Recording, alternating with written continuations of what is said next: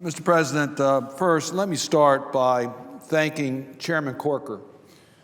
The Senate Foreign Relations Committee has a proud tradition of working on national security and foreign policy issues in the best interest of our country and putting partisan differences aside so we can speak with a strong voice. Chairman Corker has carried out that tradition and has elevated it to a level that I think has been not only in the best interest of the United States Senate, but the best interest of our country. That's particularly true in the North Korea Sanctions and Policy Enhancement Act of 2016.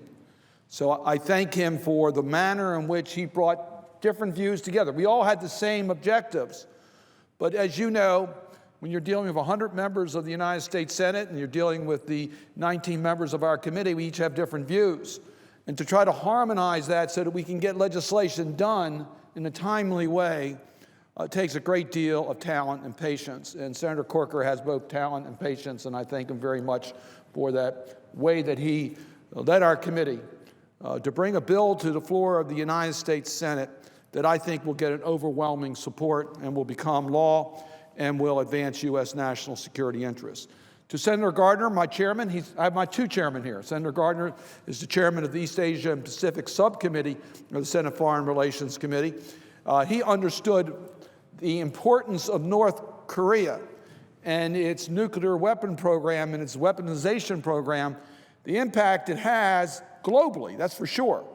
But in East Asia, it's of particular concern. And Senator Gardner understood that, working with our allies in East Asia to develop the right U.S. leadership so that we will have an international coalition isolating North Korea by because of its conduct. So I thank Senator Gardner for introducing the original bill in the Senate and working with Senator Menendez, particularly, who introduced it on our side, to bring together legislation that is the proper role for Congress. And I want to underscore that.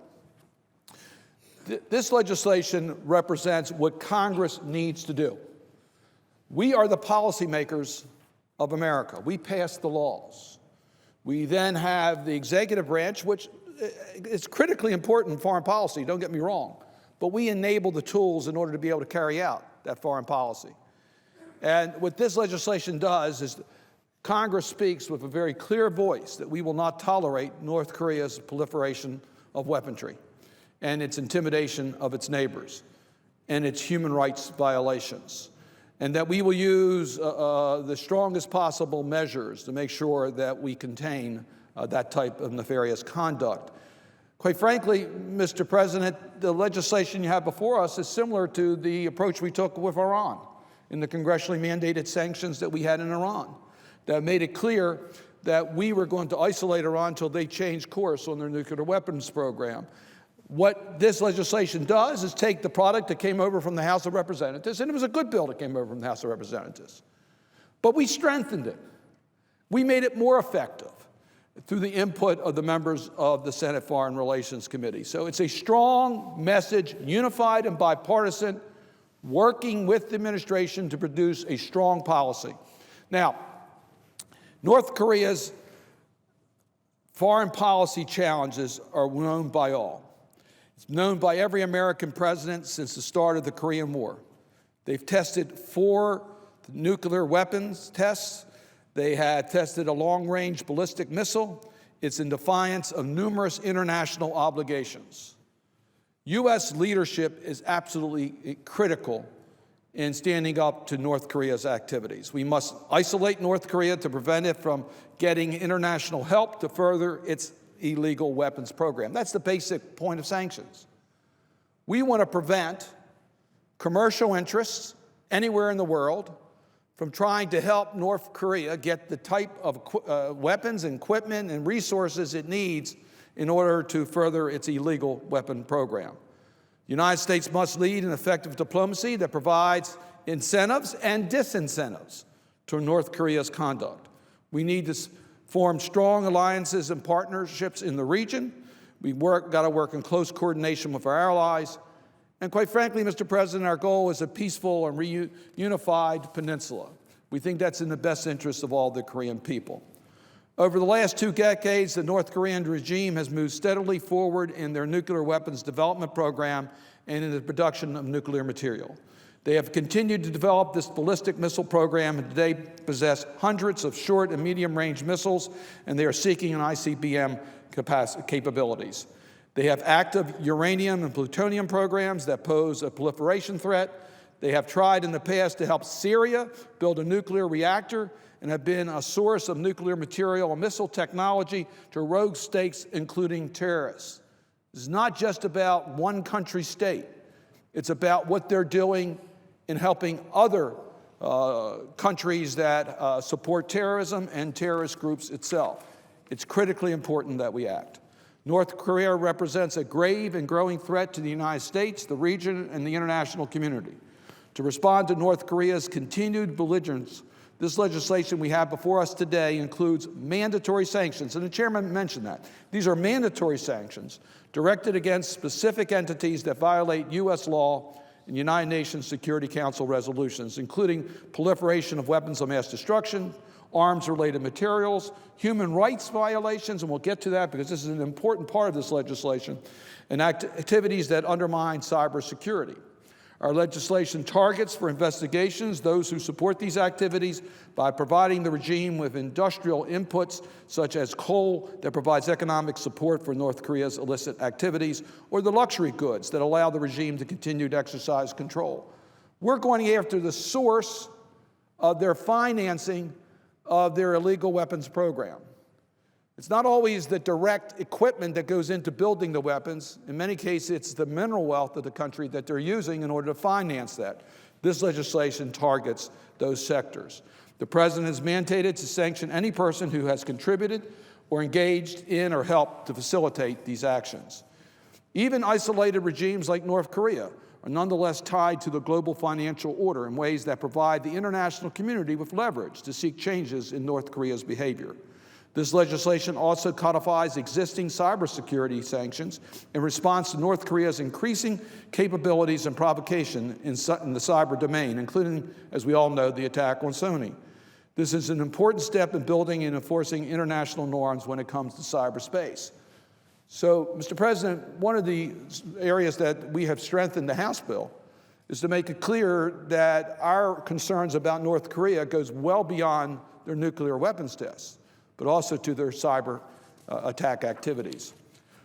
The vast majority of North Koreans endure systematic violations of their most basic human rights, and Chairman Corker talked about this.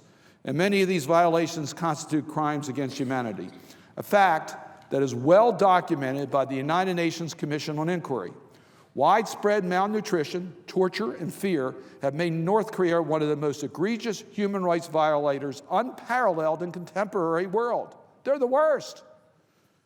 Mr. President, I would ask unanimous consent that we place in the congressional record the report of Commission of Inquiry and Human Rights in the Democratic People's Republic of Korea by the United Nations Human Rights Council to serve as a testament to those crimes.